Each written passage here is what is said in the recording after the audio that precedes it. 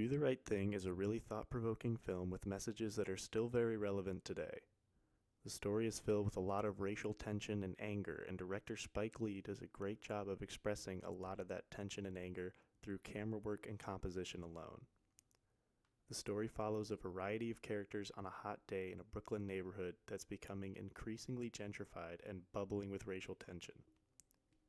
The main character, Mookie, played by Spike Lee, spends the day working for Sal delivering pizzas.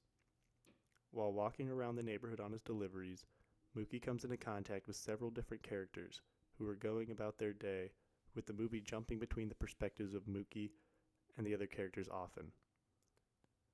One thing I love about the composition is how throughout the movie you can oftentimes see characters we've already met in the background just going about their business. This isn't really a good example of that, but it's the best I could find.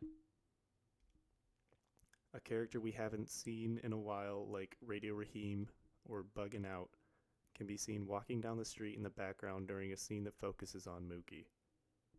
It's a really effective way to create a realistic neighborhood environment and reminds the audience that these characters are still doing things off screen when the focus isn't on them. It doesn't really have to do with racial tension, I just thought it was an interesting use of composition as a tool for world building that I haven't seen used in a lot of movies. About halfway through the movie, when racial tensions are rising, there's a sequence involving several characters of different races reciting as many stereotypes and slurs toward each other as they can fit in before being broken up by Samuel L. Jackson's character, radio host Mr. Senior Love Daddy. During each character's racist outburst, the camera starts off at a distance in a medium shot with a hand cam before quickly pushing into a close-up. The shaky camera quickly pushing in during these bigoted monologues is a way to express instability and disorder. These characters have been slowly building these thoughts and prejudices toward one another throughout the film through their interactions with one another, and the camera reflects that with these outbursts.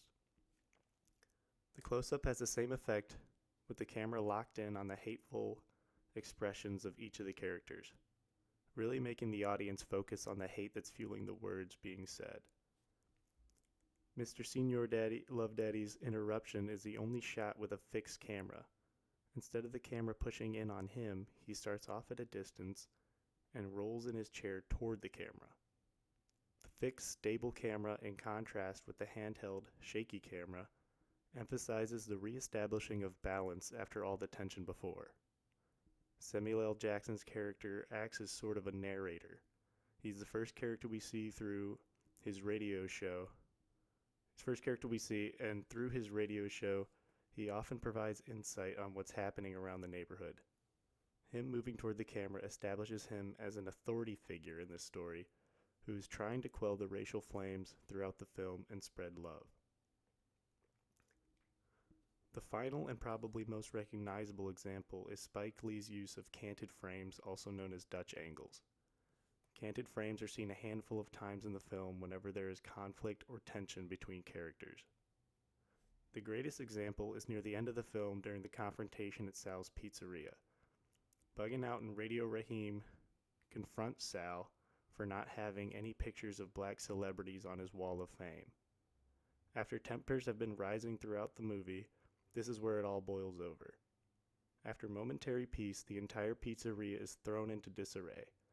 A shouting match breaks out between our characters that features a couple racial slurs and results in Sal destroying Radio Raheem's boombox with a baseball bat and a brawl breaking out. Spike Lee once again uses canted frames to further stress the chaos that unfolds. The tilted camera angles are another way of creating unbalance and unease in the minds of the viewer. The characters in the pizzeria's emotions are unbalanced in the same way that the shot itself is unbalanced. The constant switching back and forth between shots with canted frames makes for a very disorganized sequence that very accurately reflects the actions and emotions on display in the film.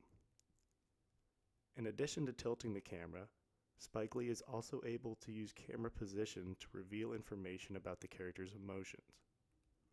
Radio Raheem is almost always shot from below during tense moments with other characters, to emphasize his size and the attitude he has adopted towards others as a result.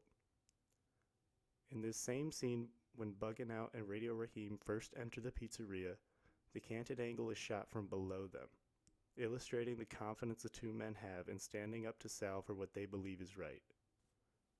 On the other hand, Sal is shot from above, making him appear smaller than the two, and expressing the fear he feels being confronted by these men.